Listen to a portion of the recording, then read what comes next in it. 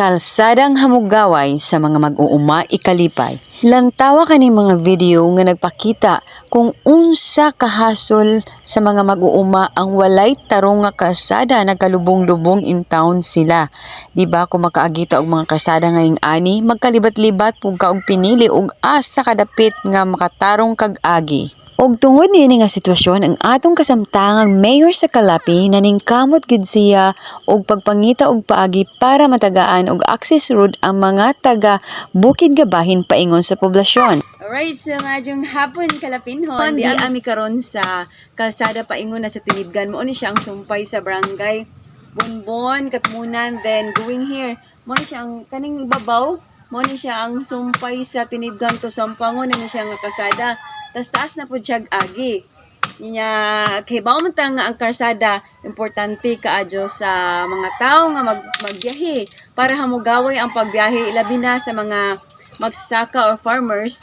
So, easy for them to transport na sa ilahang mga produkto gikan sa bukid paingon sa poblasyon. Kung nindot kayo kung ang karsada hamugaway inig-agi kay ron dili na maglangan-langan or unsa pa na diha nga magkakakulian sa pagbiyahe sa mga tao, ilabi na sa mga farmers nga magbaligya sa ilahang mga produkto paingon sa merkado.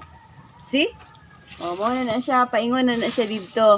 So, sa una na kong vlog, dili pa kayo na siya dito pa ni sa ubos, karon ni taas na si Zadire ha. Kay pababaw na si Ja. So, ato ang tanawon. Okay, dako na kayo siya agi ha. Paingon na siya dito sa ibabaw. Sa Tinibgan na siya sumpay to Sampangon. Kanya kinahanglan paligunon pa jud una usa siya himuan og kalsada kay basin ba possible nga modahili ang kalsada. So niingon kung nagtrabaho diri ganiha nga kinahanglan pa nila patagon og gamay para dili siya kaayo delikado nga mo slide ang yutaan ng ibabaw kana siya. Okay? Yun na lang kumusaka dito sa ibabaw ha kabasig kanang maligid niya ko.